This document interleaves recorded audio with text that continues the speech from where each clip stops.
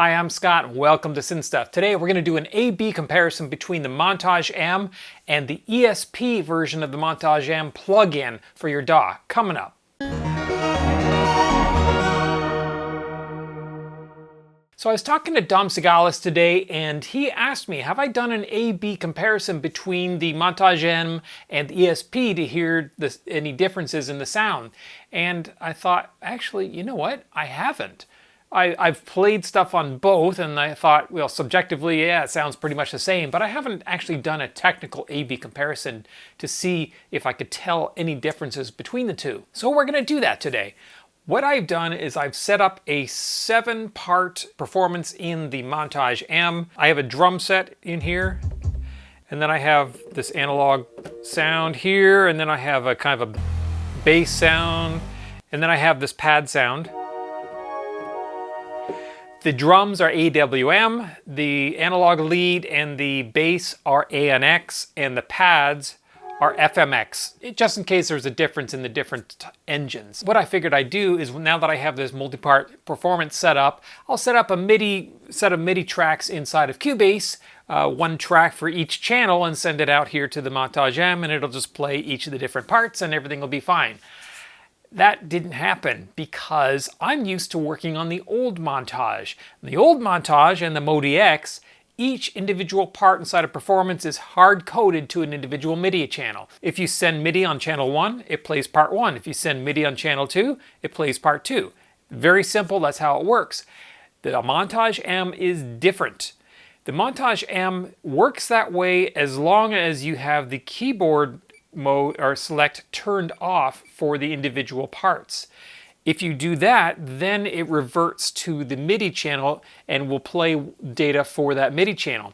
If you have the keyboard mode turned on, then whatever parts you have set up with the keyboard mode turned on, all listen to the same MIDI channel that you set up separately. So I could have part 1 playing all 3 of those, and that they do that so that if you have a external controller and it's obviously only setting on a single MIDI channel and you want it to play multiple parts and you might want to split and layer, then it can do that. You can't do that on the old Montage and the MoDX. So it is better, but it's different. So I had a little bit of futzing around to get this to work. On the other hand, the ESP plugin has none of that. You can't access the individual parts inside the ESP plugin just by sending data, MIDI data to different channels. I'm not quite sure why.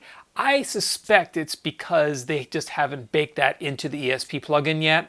I didn't look around and try to find it in there, and I didn't find it. So my suspicion is that will be added when they have the full version of the ESP plugin coming out later this summer. So what I did instead is I set up multiple tracks inside Cubase, and I had an instance of the ESP plugin on each. So I had one instance of ESP for drums and one set up for bass and so on. And then inside each of those versions of the ESP, I transferred this performance into the ESP. So it's playing the exact same thing, and then I just muted out the ones that I didn't want to hear. So the drum one has all the parts except for drums muted. The bass one has all the parts except for bass muted. In effect, it's playing 4 instances of ESP at the same time, which it did do, and it didn't have any problem doing it. I actually did 3 different recordings. The first one is out of the Montage using its D to A analog signal chain out of here through my patch bay into the X32 mixer, which is also my audio interface, and from there into the DAW. The second one, I used the audio interface built into the Montage M7, which connects directly into your computer. It appears as an audio interface inside your computer, so you can record directly from it. So I played the MIDI from Cubase into the Montage 7 and recorded the audio over that USB, which is a perfect digital copy. Obviously, the first one has an audio chain in it. The second one is a direct, perfect digital copy with no audio chain. The third one is the ESP. So I set up the MIDI tracks to point to the ESP instances in Cubase, and then I did a mix down of that. Now I did do quite a bit of gain staging on all the different parts to make sure that they all match. So I got them to about a 0.5 decibel, fairly close, as close as I can get them, so that each different part inside the performance in each system was identical between the Montage and the ESP, so it sounds right to me. But I did do a lot of work gain staging just to make sure it was right, and you didn't hear extra bass in one say, oh, that's different, because it isn't, because I did do that gain staging. So if you do hear differences between the two, it is strictly down to the recording method being used. The actual performances are identical, the gain staging is identical. So let's listen to these 3 tracks. As you listen to them, take a guess as to which one you're listening to, and then I'll tell you which one was which after you've heard them. So this is the first one, number 1.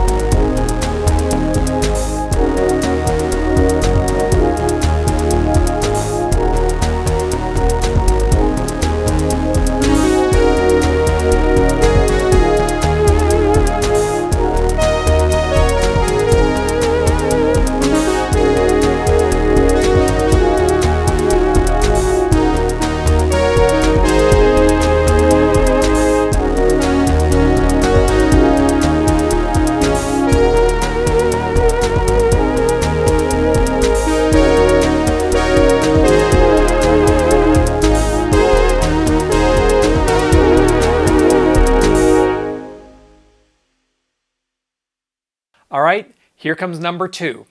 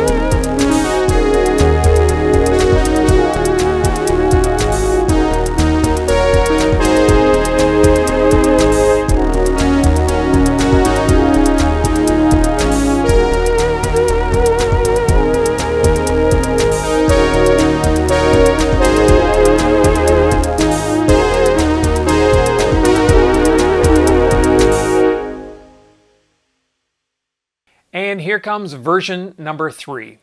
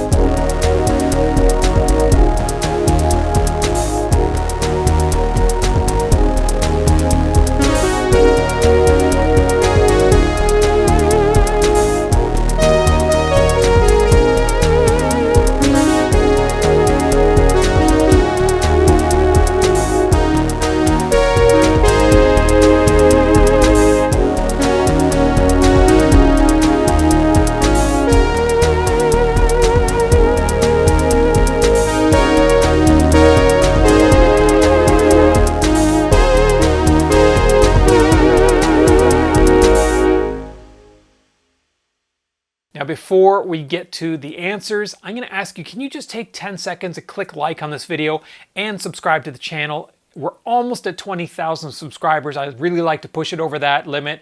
And it really, really helps me out, helps the channel grow when you subscribe to it. So I think it's something like 75% of the people that watch my videos have not subscribed to the channel. So it would really help me out if you did. Thanks. Okay, so the 3 in order. Number 1 was the USB digital recording from the Montage. Number 2 was the analog recording from the Montage. And number 3 was the ESP DAW plugin directly recorded inside of Cubase.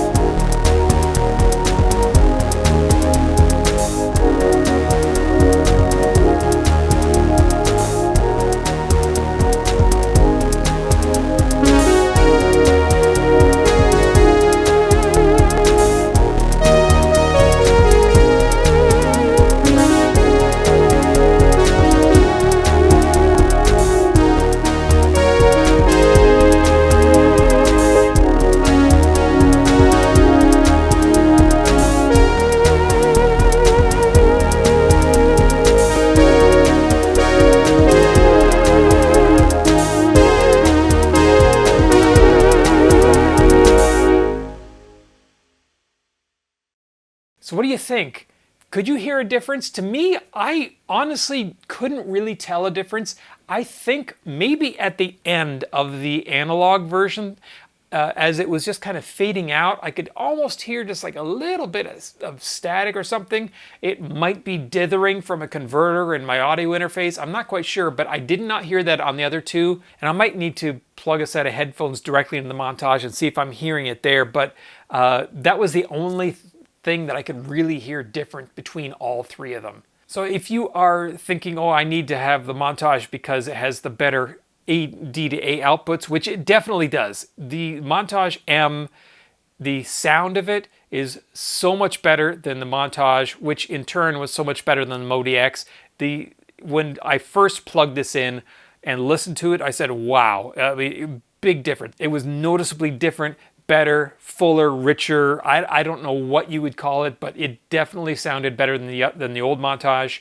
I did set up my old Montage and this new Montage side by side, played the same performances into the two channels that were set up identically, and you could definitely tell that the new Montage M sounds better. Okay, that's it. Hope you like what you saw here. If you have any questions, comments, suggestions, please leave them in the comments section below. And of course, like I said, like, subscribe. Let's push the subscriber over 20,000. I really appreciate it. Thanks for watching.